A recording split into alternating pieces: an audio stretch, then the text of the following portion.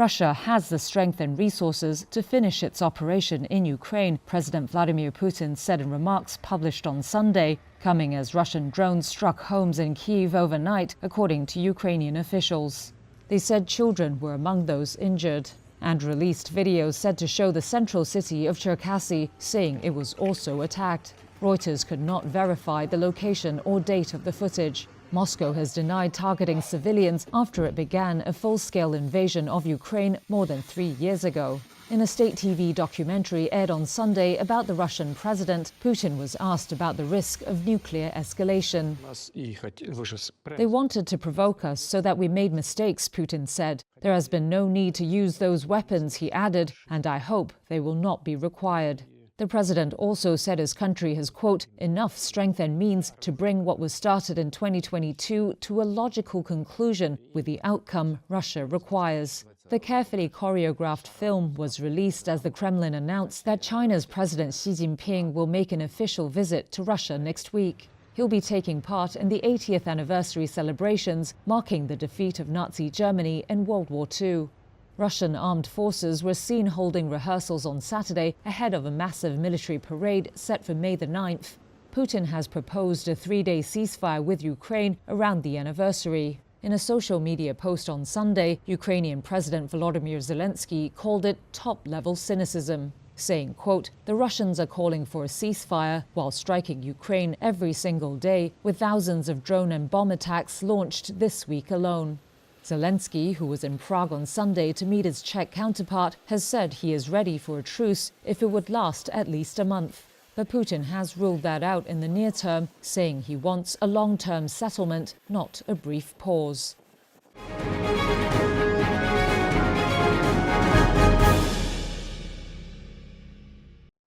I think we can't neglect also that the spectre of Donald Trump and the new American presidency has had quite an impact on Australian politics, somewhat like it appears it had an impact on Canadian politics just in the last week or two. And I think there's two aspects of that impact, well, three perhaps. One was the turbulence and the threats to Australia by Donald Trump's tariff policies and the instability that has followed that. I think incumbent governments perhaps benefit from electors, voters who think that stability is very important. And Anthony Albanese handled himself very well in reaction to the developments in the United States. So I would say we're in a new ballgame. 2025 in the Trump era, the next 4 years, could see some quite startling different results in elections around the world. And I think political leaders around the world it would be very risky for them to identify themselves too strongly with Donald Trump, even with his style or with his strongman, alleged strongman style.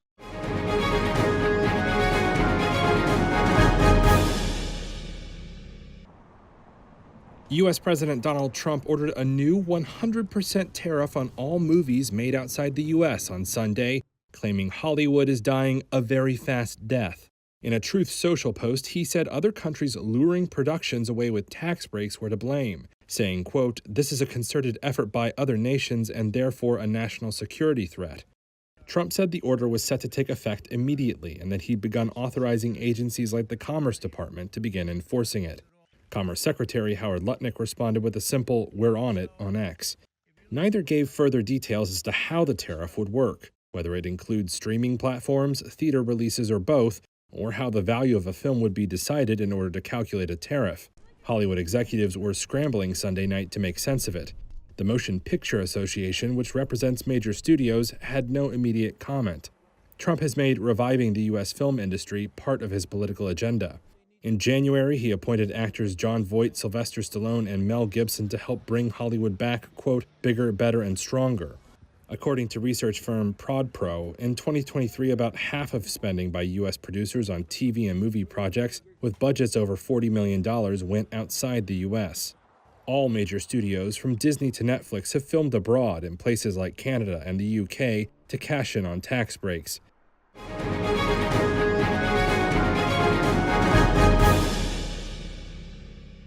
This is not about a person, but a principle. This is about the will of the people.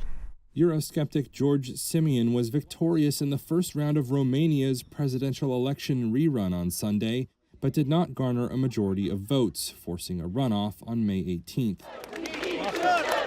He will face off against centrist candidate and Bucharest mayor Nicușor Dan, who appears to have finished in second, according to near-final results. The ballot was seen as a test of the rise of Donald Trump-style nationalism in the European Union. The 38-year-old Simion rode a wave of anger with mainstream leaders. He opposes military aid to neighboring Ukraine, is critical of the EU leadership, and says he supports the U.S. president's Make America Great Again movement. Political observers say a Simion win could isolate Romania, erode private investment, and destabilize NATO's eastern flank while the Ukraine war rages.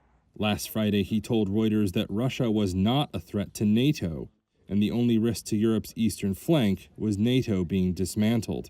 We are not threatened by Russia. Russia doesn't have the potential to represent a significant and important threat towards the biggest military alliance in the world. Sunday's vote comes 5 months after a first attempt to hold the election was canceled over alleged Russian interference in favor of Călin Georgescu. He was a far-right frontrunner but was banned from standing again.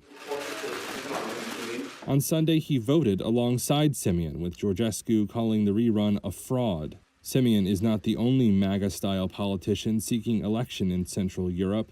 Polish presidential candidate Karol Nawrocki is backed by the main nationalist opposition party there in an election also on May 18th and met with Trump this week.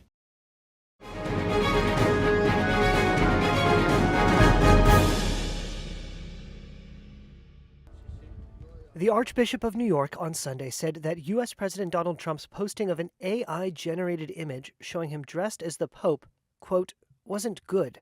Trump, who is not a Catholic and rarely attends church, posted the image to his Truth Social platform late on Friday.